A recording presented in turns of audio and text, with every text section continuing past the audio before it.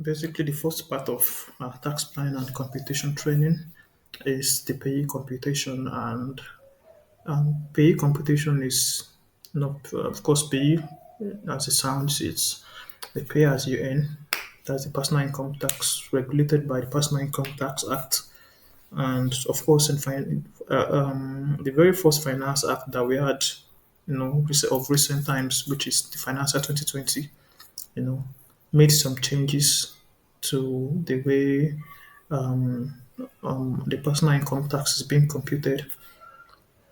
So basically, we're just going to like quickly look at in the most basic form as possible. Look at how we compute pay. So if, for instance, you are an accountant in a company, this is very very important for you, and all that you need, it's as simple as it is simple in a way, it's also complex in a way. You know, if you are an accountant in a company, all that you need is to get, for instance, the staff list and the remuneration from the human resource department of your company. And um, once you get this knowledge, you should be able to like go ahead to compute, And even for instance, as an individual, it can also help you. Maybe you got an offer from a company, you can easily just quickly check how much is my net. Some companies don't put the net amount, the take home amount. It's when you have resumed that you now say, so this thing just looks fat on the surface. It's not actually fat. So we're going to take it from the scratch. No template, no format, so that we can all understand this step by step. But we're going to make sure that the video is also not so too long. So the first thing I like to do is I like to format my work area so that it looks as good as possible. So I'll make it a fill, then I also separate it from the other areas so that the focus is on where I'm working on. So then also I like to work on all of these ones are just basic things that I do whenever I want to start working on Excel. I love to work on Universe 45. Alright. So say the name of the company is ABC Limited, right? ABC Limited. Okay. We consider the pay computation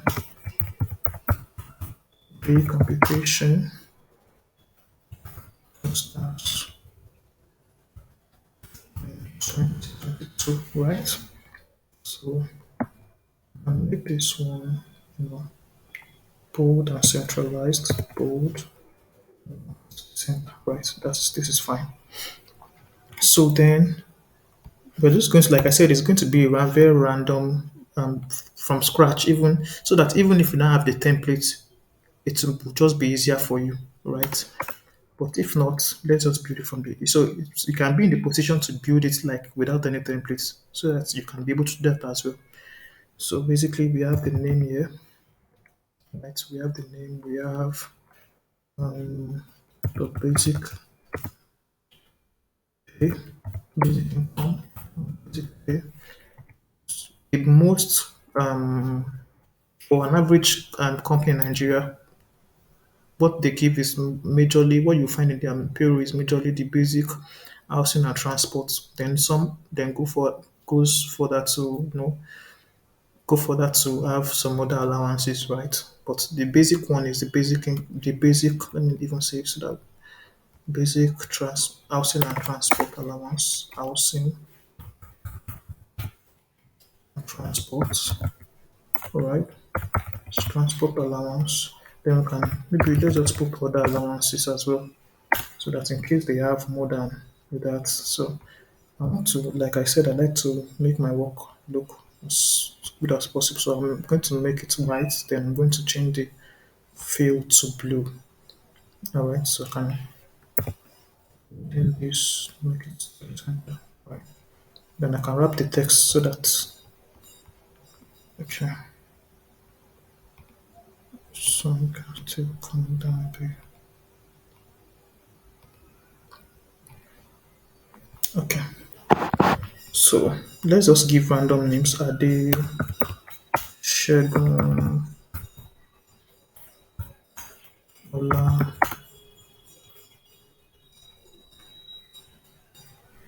Akin Bade. So basically, so let's also give like vague. Let's say Ade is the CEO. Let's say he has 5.4 million basic. So I'm going to make my work area to be in accounting, right? To do that, I'll just select the areas and click on the comma so that I have it in accounting. So, and the accounting, I'm going to make it to be to the nearest whole number. So let's say the basic for that one is 5.4. Let's say for Shegun is 3.1. Let's say for Ola is 2.4. Let's say for Akin is 1.1. Let's say Wade is just like a casual worker. Let's just say for him it's just 700,000, right? So let's say for instance, like I've seen some companies payroll, they have a structure around it. But let's just say, you know, companies have different ways of determining their allowances. But let's just say for this APC Limited, let's just say their housing is 5% of their basic. So we can just drag this down. Let's say their transport is say 3%. 3% basic. I'd say this is the way companies decide, but I've seen some companies do this. So different companies have different ways. They can say, okay, what is the prevalence for the housing, for example? Okay, what is the average, maybe average rental rate for maybe a three-bedroom flat in this particular area, and that is the way they will decide. But just have a vague, just an assumption for us to go for this work. That will be, and let's say this order is now 1%, right? 1% basic. So then we have total income. Total income. Yeah. So lest I forget, the first thing to actually note when we are doing Paye computation is to actually make sure, because Paye is computed on the annual figure. So for instance, if these are the monthly figure, all I have to do is to multiply them by 12, because Paye is, although it is paid on a monthly basis, but it's computed on the annual figures, on the annual figures. So that's what. So for us to just sum this, you know, sum this, and we have our total. We have our total. So now that we have our total income, one of the things I would like us to note, just like pay sounds, pay as you earn, it means the more you earn, the more you pay, right? And the major, rationale behind that is that it's just for income redistribution, so that people that are earning more are paying more to cater for people that are not that are not earning as much. That is just the basic rationale behind that. But we have seen that in our country, for instance, so many people even evade tax. So it is not allowing tax the purpose to have its effect. So basically it is on graduating scale, because the more you earn, the more you have to pay. So what personal income tax act has said is that for your first 300,000, make this counting as well, so that I can be able to see it in figure view. Well, let me shift this to the end so that everything is on page one. Okay. So it says that for your first 300,000, pay 7%. Your second 300,000, pay 11%. For your next 500,000, pay 15%, right? 15%. Your next 500,000 as well, pay 19% on that one. For your next 1.6 million,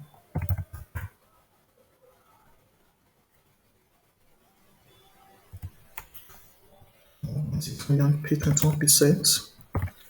And then for your 3.21 higher than that, it says that you should pay 24%. Okay, 24%. So this is like the tax rate for personal income tax in Nigeria. All right. That's the tax rate for personal income tax in Nigeria. I don't know. Yeah, I think it's just by way of use that I learned it, but I think early in my days, I think what I used to do is I know that for the first, I think four is just a difference of 4%, 4%, 4%. For then the last two, the difference of 33%. All right. So basically, um, so what we have to do first of all is we have to note that according to the Personal Income Tax Act, that some statutory deductions, you know, that it has recognized that should be removed, before there's some allowable deductions or statutory deductions, that it recognizes deductions. One of them is pension contribution. So they recognize PFA, pension contribution. Second one is NHF. The third one is CRA. So for this CRA now, Finance Act 2020 tweaked it a bit and said that CRA should be on the gross income and not on the total income. And what does it mean? It made it differentiated between what total income is and what gross income is. Initially, they used to just be the same thing. So now gross income is it specifically said that gross income is the total income less the statutory deductions. That is, before you can calculate um, your CRA, must have removed your pension, for instance, you must have removed your NHF because the higher the allowance, the lesser the chargeable income.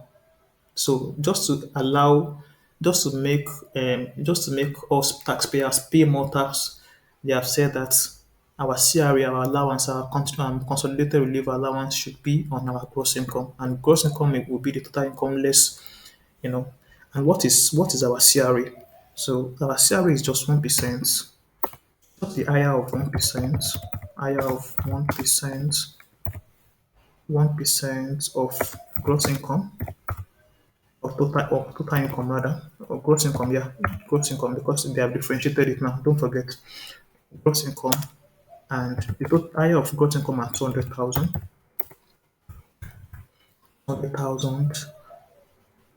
plus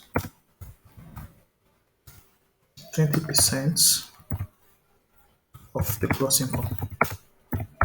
So initially, it used to be on total income because there used to be no difference, between total income and gross income, and that's used to make our CRA fatter because total income normally will be fatter because it doesn't recognize any deduction.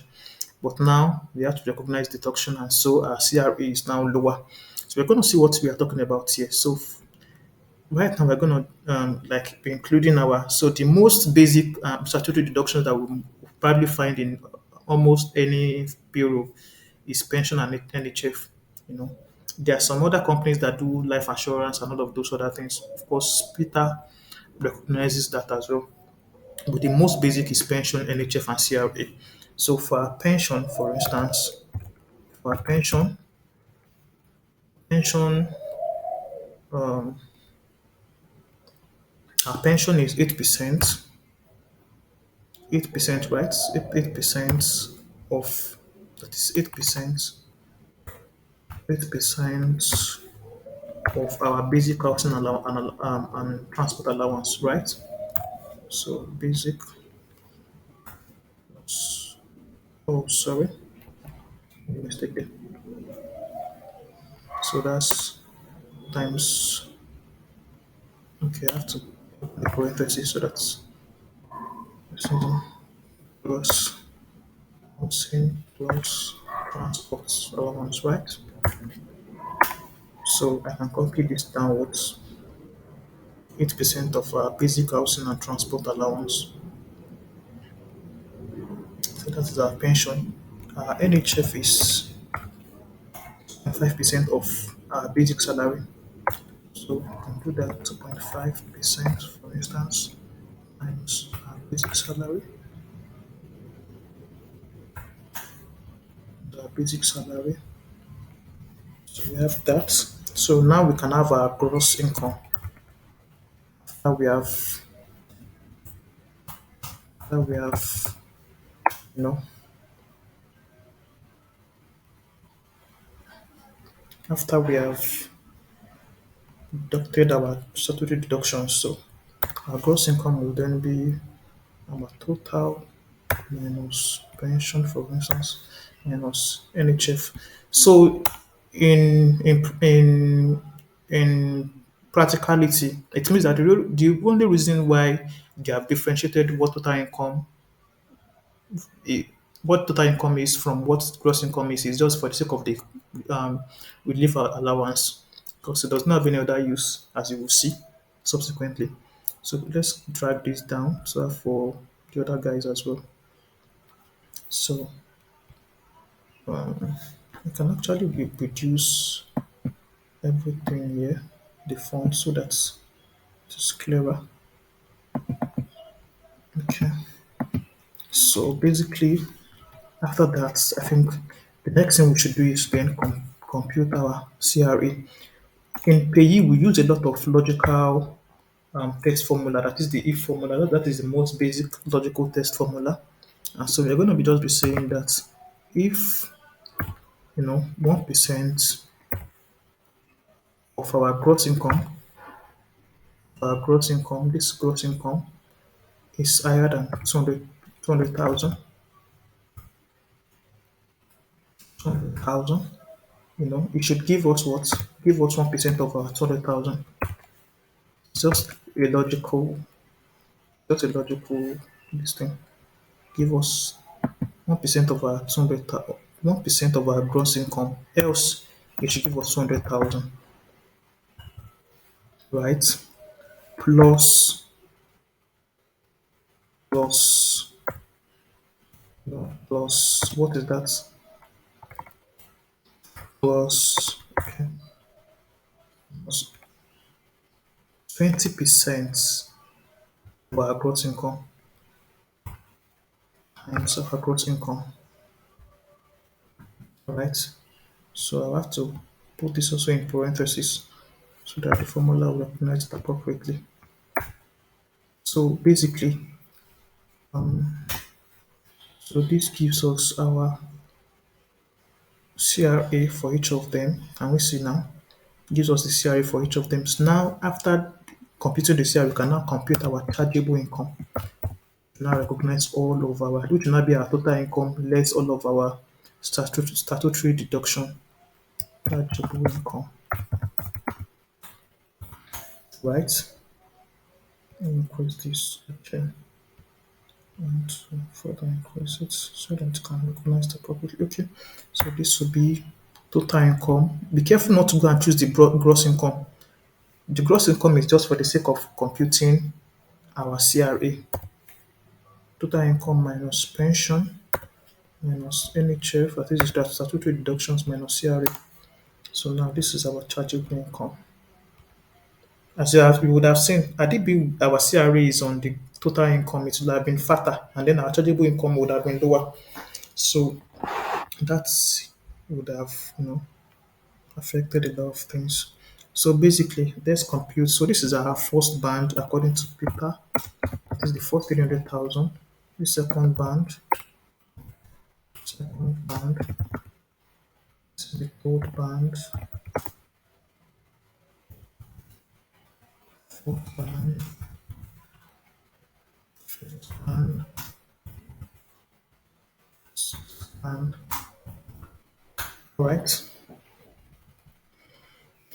So basically, if we're gonna still be using, let me just put insert here so that it can demarcate the computation. We're gonna be using a lot of logical test formula here. So we will say for our first band, we'll say you know if this is greater than or equal to, that is if our chargeable income is greater than or equal to 300,000, you know, let's let's give us let's give us 7% times 300,000.